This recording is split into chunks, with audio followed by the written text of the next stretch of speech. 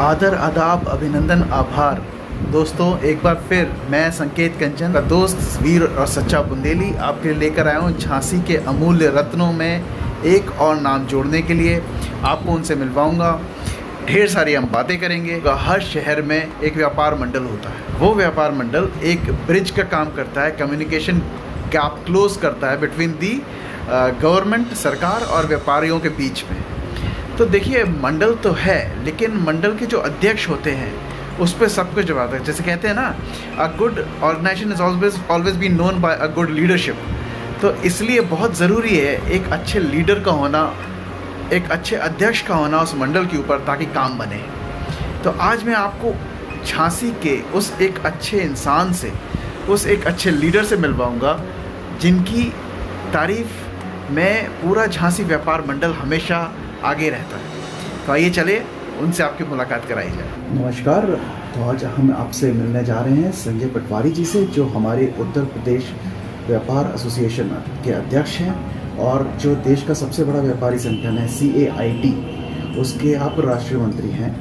और आज हम आपसे जानेंगे थोड़ा कि झांसी और बुंदेलखंड को लेकर के उन्होंने क्या क्या चीज़ें सोच रखी हैं। आजकल का जो समय चल रहा है कोविड को लेकर के, उसमें उन्होंने क्या उनके द्वारा संदेश दिए जाना चाहते हैं वो व्यापार मंडल को, और उनके एक्सपोजर को हम कैसे, उनका जो बाहर का सफ़र है और उसको हम कैसे यूज़ कर सकते हैं, उससे कैसे फ़ायदा उठा सकते हैं झांसी के व्यापारी, आज हम उनसे जानेंगे। तो संजय जी, पहला सबसे ज़्यादा सवाल तो हम आपसे ये लेना चाहेंगे कि आपकी जो अभी तक की ज़िंदगी का जो सफ़र रहा वो काफ़ी उत्साहवर्धक है। जी।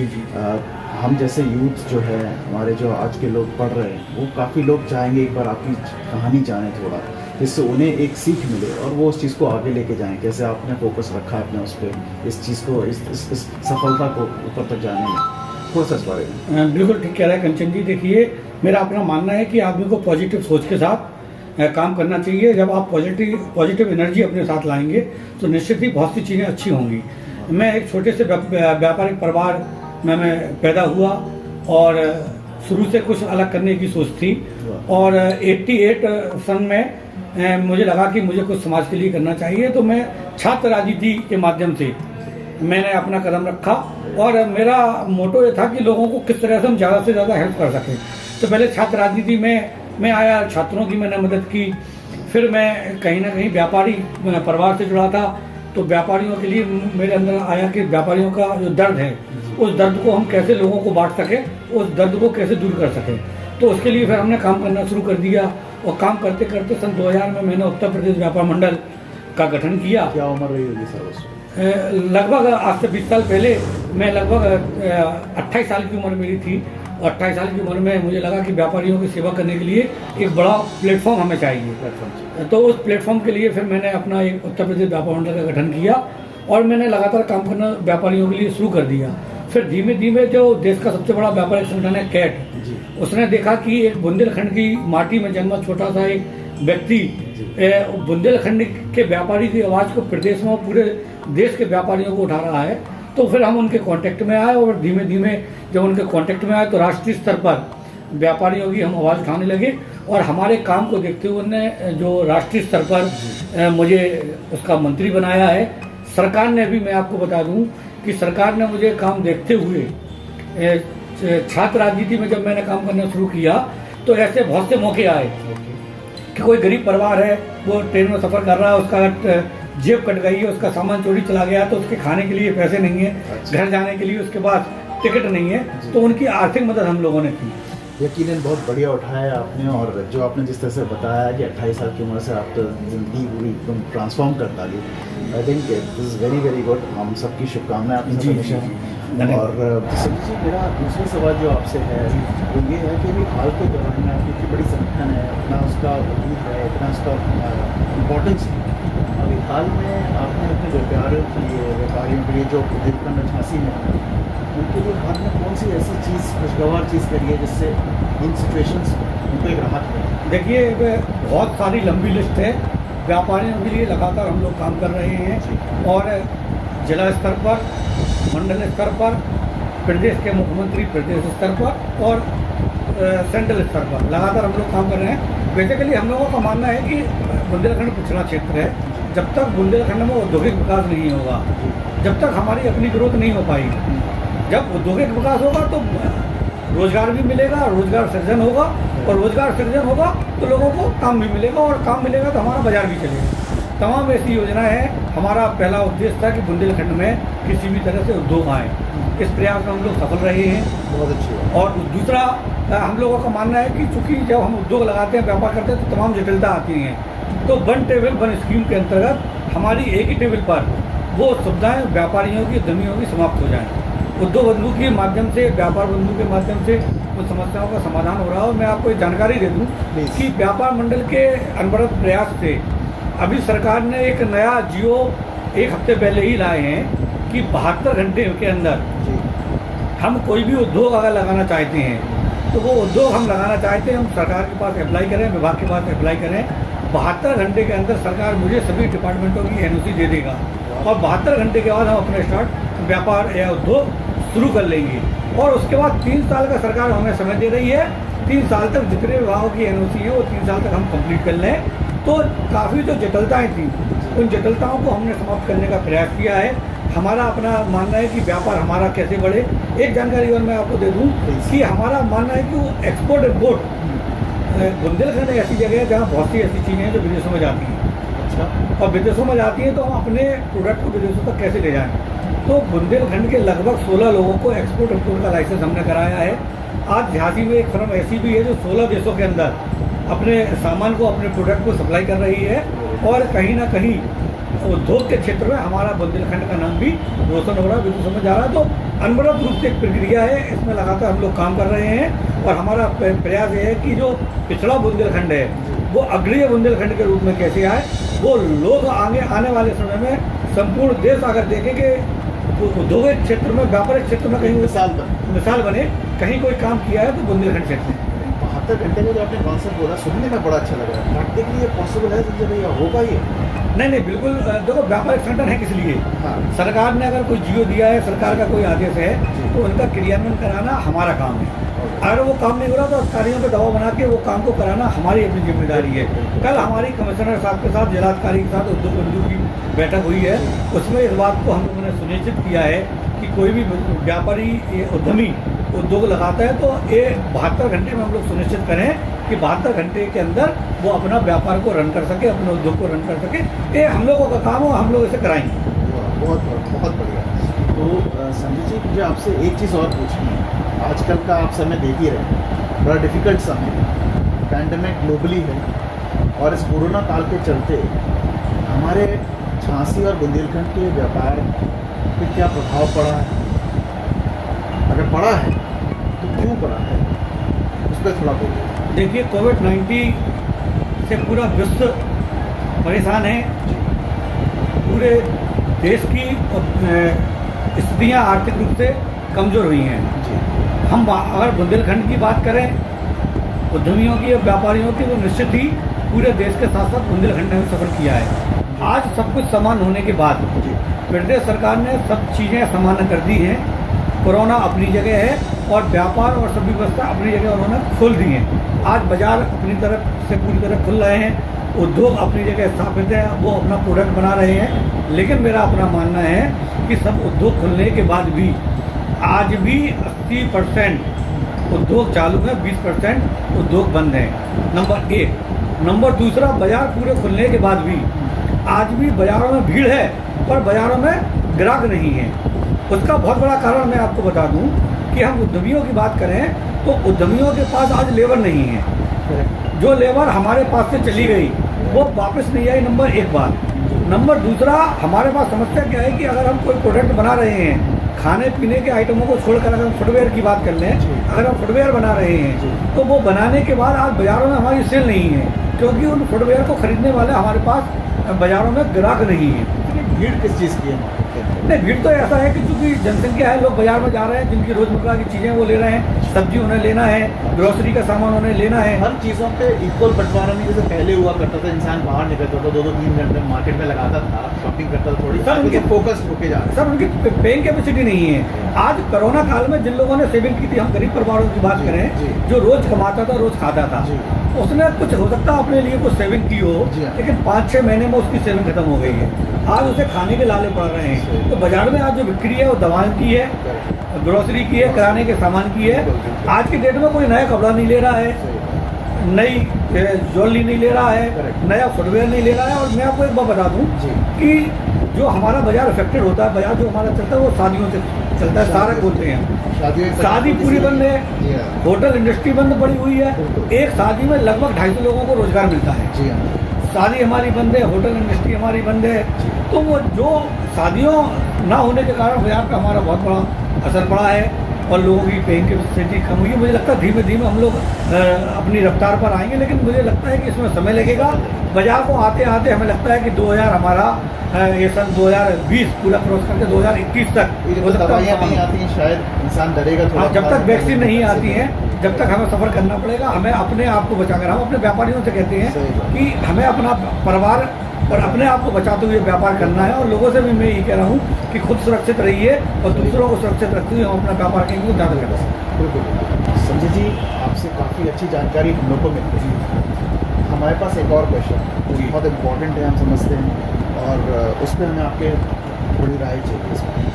तो आज जब हम देख रहे हैं कि आप इतने उच्च पोजीशन पर हैं जहां आपको एक विजिबिलिटी मिलती है पूरे उत्तर प्रदेश के व्यापार की, आप बाहर भी जाते हैं तो आप दिल्ली से पूरे देश के व्यापार को देखते हैं, फिर आप कंट्री के बाहर जाते हैं तो आप विदेशों के व्यापार देखते हैं, और पैंडेमिक की जो सिचुएशन है वो हर जगह एक सी है। तो गिवन द फैक्ट कि आपको इतना एक्सपोजर है, आपको इतना सब आइडिया है, आपकी क्या राय है, क्या सजेशंस हैं व्यापार कम्युनिटी के लिए, यानी हमारे व्यापारी बंधुओं के लिए कि वो कैसे इस चीज़ पे जूझते हुए इससे बाहर निकले, साथ ही साथ गवर्नमेंट के लिए कि वो कैसे व्यापारियों के साथ व्यापार को संभालते हुए आगे बढ़े, हम दोनों लोग इसमें कंट्री भी जुट जाए और व्यापार भी इस चीज़ से उभर आए। देखिए, आपने 2 बातें मुझसे पूछी हैं। पहली मैं आपको बता दूं कि व्यापारियों को समय के हिसाब से बदलना होगा। अगर जो व्यापारी अपने समय के हिसाब से नहीं बदलता है वो व्यापारियों पे चढ़ जाएगा। आज क्या व्यापार करने का तरीका और पुराना व्यापार करने का तरीका बिल्कुल अलग है। पहले ग्राहक दुकान पर आता था, जी, अब दुकान ग्राहक के पास जाती है। ये बात बिल्कुल सही है। मैं आपको बता दूं कि जब तक हम नहीं बदलेंगे, हमारे व्यापार का ट्रेंड चेंज नहीं होगा। मैं पूरे देश के मैं तमाम सेमिनार में जाता हूँ, जी। सरकार द्वारा या प्राइवेट स्तर पर भी मैंने ऑस्ट्रेलिया, सिंगापुर, थाईलैंड जैसे तमाम देशों में मैंने बड़े बड़े सेमिनार किए हैं। तो हमें अपने कंसेप्ट को बदलना होगा। जी, आज अगर हम अपने परिवार के किसी बच्चे को किसी की दुकान पर एक कॉलगेट लेने भेजें या कोई जनरल मर्चेंट का सामान लेने भेजें, और अगर हमारे मोहल्ले में 2 दुकान जी। हैं और बच्चे से अगर हम कहें कि कोई एक टूथपेस्ट लाना है, करेक्ट। तो वो उस दुकान पर जाएगा जो दुकान सुव्यवस्थित है, अच्छी है और जिसपे कंप्यूटराइज सही है, है। जिसपे एसी लगा हुआ है, जिसपे कंप्यूटर से बिल निकल रहा है, बच्चे चेंज हो रहे हैं, बच्चे चेंज हो रहे जनरेशन हैं। चेंज तो हो रही है। हमें अपने व्यापार को समय के हिसाब से बदलना होगा। नंबर दूसरा, अब जो व्यापार का तरीका है, हमारे पास जरा ग्राहक आ रहा है तो ठीक है, नहीं तो सोशल मीडिया के माध्यम से, ऐप के माध्यम से, ऑनलाइन के माध्यम से हमें अपने व्यापार को चेंज करना पड़ेगा। अब ऑनलाइन के माध्यम से लगभग ये स्थितियाँ हैं, मैंने विदेशों में देखा है, और जो हमारी मेट्रो सिटी हैं कि हस्बैंड वाइफ दोनों नौकरी करके जब शाम को आते हैं आपस में डिस्कस करते हैं और वो कहते हैं चलो हम बाजार चलें, और बाजार में मुझे क्या खरीदना है। तो कंचन जी, आप विश्वास करेंगे, बाजार उनका क्या होता है, बंद कमरे के अंदर आपस में बैठ के वो मोबाइल पर बाजार में जाते हैं और दोनों अपने अपने मोबाइल में बाजार में घूम रहे हैं, फिर आपस में डिस्कस करते हैं कि ये वाला प्रोडक्ट ये ज़्यादा अच्छा है, वो कहते हैं मैंने ये प्रोडक्ट देखा ये ज़्यादा अच्छा है, सहूलियत देखिए, सहूलियत देखिए, और उसके बाद दोनों ऑनलाइन उसका ऑर्डर देते हैं और सामान आ जाता है। मैं एक बात और बता दूं कि हमारी दुकान खुलती है 10 से 12 घंटे। करेक्ट है। ऑनलाइन व्यापार चालू रहता है 24 घंटे। बहुत बढ़िया। और जनरली आप देखोगे जो ऑर्डर प्लेसमेंट होते हैं बड़ी बड़ी कंपनियों को रात को ऑनलाइन, होते हैं। वो रात को होती है। फुर्सत से बैठ के तो हम अपने आप को क्यों ना बदलें, हम अपने व्यापार को क्यों ना बदलें। अगर ऑनलाइन और कंपनियां कर रही हैं तो हम अपने झांसी जैसे शहर में, बुंदेलखंड जैसे शहर में ऑनलाइन को फोकस क्यों ना करें। हम ग्राहकों को अप्रोच करें कि आपको मेरे पास नहीं आना, मेरी दुकान है, मेरा गोडाउन है, बट आपको मेरे पास नहीं आना, मेरा सामान आपके पास जाएगा। इस सोच के साथ अगर हम चलेंगे तो मेरा बुंदेलखंड, मेरा झांसी अपने आप में झांसी बाजार के माध्यम से तमाम और ऐपों के माध्यम से हम जाएंगे। और लोगों को स्मार्ट सिटी, हम नहीं, स्मार्ट सिटी के लिए हमें स्मार्ट बनना पड़ेगा। हाँ सही। सिटी स्मार्ट होने से कुछ नहीं होगा, हमें smart- आपको स्मार्ट बनना पड़ेगा, दुकानदार को स्मार्ट बनना पड़ेगा, और ग्राहक स्मार्ट हो चुका है, मेरा ऐसा मानना है। बिल्कुल सही। तो ग्राहक कस्टमर के अकॉर्डिंग हम स्मार्ट बनेंगे तो निश्चित ही मेरा व्यापार चलेगा, ऐसा मेरा मानना है। बहुत अच्छी बात। अब आपकी राय गवर्नमेंट बॉडीज के लिए कि उनको कैसे सपोर्ट करना चाहिए? देखिए, गवर्नमेंट बहुत सुविधाएं दे रही है। मेरा आज भी ऐसा मानना है कि सरकार की जो सुविधाएं हैं, जी सरकार के जो जियो हैं, जी। सरकार की जो पॉलिसी है वो आम आदमी तक नहीं आ पाती, अच्छा सर। आम ग्राहक तक नहीं आ पाती है, आम व्यापारी तक नहीं आ पाती है, आम उद्यमियों के पास नहीं आ पाती। हम सरकार और व्यापारी के बीच में एक सेतु का काम करें, ब्रिज का काम, एक ब्रिज का काम करें, और ये हमारी ड्यूटी है। हम ये प्रयास करते हैं, सरकार की जितनी भी हैं, जैसे मैं आपको बता दूं, उत्तर प्रदेश सरकार की वन डिस्ट्रिक्ट वन प्रोडक्ट के अंतर्गत झांसी को सॉफ्ट टॉय के लिए चुना गया है। उत्तर प्रदेश सरकार ने हर जिले में एक एक प्रोडक्ट को लॉन्च किया है, तो झांसी सॉफ्ट टॉय के लिए तो चुना गया है। हमारा अपना प्रयास है कि हम इसमें महिलाओं को जोड़ें, महिलाओं को जोड़ के उन्हें रोजगार दें, और वो सॉफ्ट टॉय बनाकर उत्तर प्रदेश ही नहीं पूरे देश में और विदेशों में भी दें। तो ये हमारा काम है, सरकार अपना काम कर रही है। कहीं कहीं सरकार की नीतियाँ गलत हो सकती हैं, सरकारी अधिकारी किसी मामले को लंगर ऑन करते हैं, उन्हें प्रेशर बना के वो काम कराना हमारी ड्यूटी है। लेकिन सरकार इनऑल अच्छा काम कर रही है, सरकार अपनी जिम्मेदारी से काम कर रही है, हमें अपनी जिम्मेदारी को निभाना होगा। सरकार की जो फिलॉसफीज, जो मोदी साहब की जो स्कीम्स होती हैं, जैसे डिजिटल इंडिया हो गया, ये सब चीज़ों का प्रभाव पड़ता है, नीचे तक आ पाता है इफेक्ट इसका? किसी हद तक 100% नहीं कहेंगे। जी। आत्मनिर्भर भारत की बात करें, हम डिजिटल इंडिया की बात करें, तो सरकार की नीतियां तो हैं, जी। उनका क्रियान्वयन निचले स्तर पर, मेरा अपना मानना है, बिल्कुल बेबाक मैं कह रहा हूँ जी। कि निचले स्तर पर शायद उनका क्रियान्वयन नहीं हो पाता है। Okay okay. हमें उनके क्रियान्वयन को कराना होगा। जी हमें उन अधिकारियों को जो इसमें हीला हवाली करते हैं, जी हाँ जी, उनकी को दुरुस्त कराना होगा।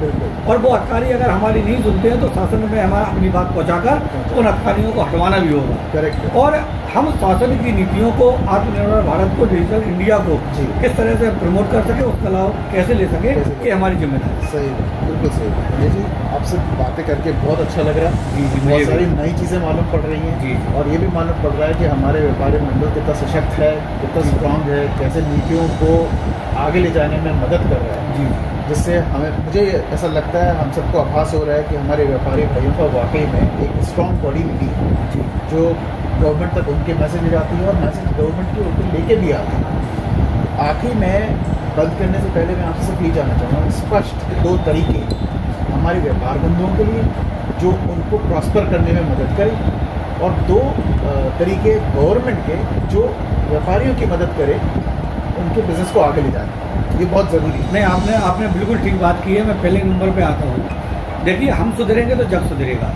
हमें अपने आप को सुधारना होगा, हमें अपने व्यापार को सुधारना होगा, हमें समय के हिसाब से चलना होगा।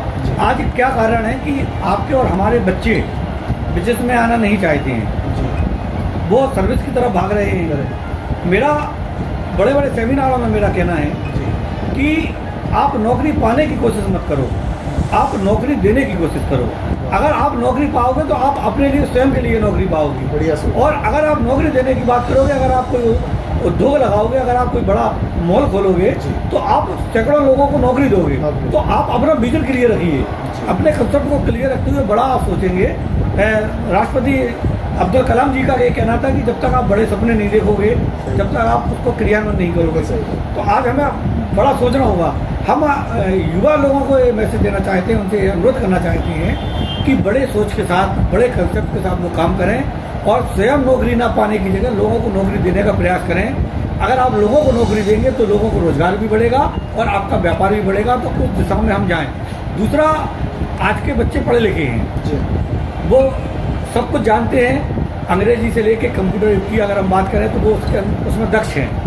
तो हमें अपनी मार्केटिंग कैसे करना है, अपने व्यापार की मार्केटिंग करना कैसे करना है, सोशल मीडिया में मुझे कैसे आना है, अपने प्रोडक्ट को आम जनता तक कैसे हमें पहुंचाना है, सही। तो वो हम लोगों तक पहुंचाएं। हम जो नई टेक्नोलॉजी आ गई है लोग उनसे लाभ लें, नए ऐप आ गए हैं, नई तमाम एजेंसियां आ गई हैं जो एजेंसियां हम लोगों को प्रमोट करने का काम करती हैं। उन एजेंसियों को हम हायर करें, उनकी हम मदद लें और उनके मदद से अगर हम अपना व्यापार बढ़ाएंगे, मेरा अपना एक मानना है, मैं बात को लंबी कर रहा हूँ कि एक मैं सेमिनार में विदेश में गया था, वहाँ कहा गया है कि आपको व्यापार करने के लिए सिर्फ 3 चीज़ें चाहिए। अच्छा। आपको पैसा नहीं चाहिए, आपको जगह नहीं चाहिए, पहला 3 चीज़ें चाहिए। पहला आपके पास विजन होना चाहिए। बिल्कुल सही बात है। आपका अगर अपना विजन है तो आप व्यापार किसी हद तक आगे ले जा सकते हैं। दूसरा, आपको बेसिक नॉलेज होना चाहिए इंटरनेट की, मोबाइल की और जो आज का समय है उसकी। और तीसरा, आपकी लाइसेंसिंग प्रॉपर होने के साथ साथ आपकी बैंकिंग प्रॉपर हो। अगर ये 3 चीज़ें आपके पास हैं तो आपको व्यापार करने में कहीं कोई दिक्कत नहीं होगी। तमाम ऐसी झांसी में को लेकर पूरे देश में ऐसी तमाम बड़ी कंपनियां हैं, मैं नाम लेना नहीं चाहूँगा, जो अपना एक प्रोडक्ट नहीं बनाती हैं कंचन जी, लेकिन उनकी मार्केटिंग की बदौलत आज वो बहुत अच्छी पोजीशन पे है। जनरेशन चेंज की बात करिए आपने। जी जी, तो जनरेशन चेंज तो आ गया है तो आगे। और हमें भी अपने बच्चों को सपोर्ट करना चाहिए, उन्हें बताना चाहिए, उनसे सीख लेते हुए उन्हें आगे बढ़ाना पीछे चाहिए। तो नहीं रह सकते। जहाँ तक सरकार की बात है, जी तो मैं अब भी कह रहा हूँ, पहले भी मैंने कहा है कि सरकार की जो बात है, जी सरकार की जो सोच है, सरकार की जो स्कीम है, जी वो शायद हम लोगों तक नहीं आ पाती है। मैंने बताया है कि कल ही मेरी बड़े अधिकारियों से बात हुई और मैंने उनसे कहा है कि आप इसका प्रचार प्रसार करें। तो उन्होंने कहा क्या हो सकता है प्रचार प्रसार? मैंने कहा आप छोटे छोटे सेमिनार करिए, आप उद्यमियों को बुलाइए, आप व्यापारियों को बुलाइए, आप उन्हें बताइए कि देखिए हमारी ये स्कीम है, सरकार की इसमें इतनी छूट है, अगर आप ये इंडस्ट्री लगाते हैं तो लैंड में, स्टैंप में आपको इतनी छूट है, आपको विद्युत में इतनी छूट है, 5 साल तक आपको GST में छूट है, आप लगाइए ना। तो सरकार की स्कीमें हम तक पहुँचें। Open communication. Right, communication gap जो है उस गैप को हमें ख़त्म करना है सरकार की तरफ से, अपनी तरफ से। और मुझे लगता है कि आने वाले समय में मैं अक्सर कहता हूँ कि वर्तमान में आज का जो भारत है वो विश्व गुरु बनने की कगार पर है, उसकी शुरुआत हो गई है। बहुत बढ़िया। आने वाले समय में विश्व को एक नई रास्ता दिखाने वाला अगर कोई देश है तो वो हमारा अपना हिंदुस्तान है। वाह। और हम अपने हिंदुस्तान में युवाओं को लेकर, बुजुर्गों को लेकर एक नए हिंदुस्तान को बनाकर भारत की फिर से एक बार भारत को सोने की चिड़िया बनाने का हम संकल्प लेते हुए लगता है कि हम एक नई सोच के साथ अगर चलेंगे तो नए भारत का निर्माण हम करेंगे।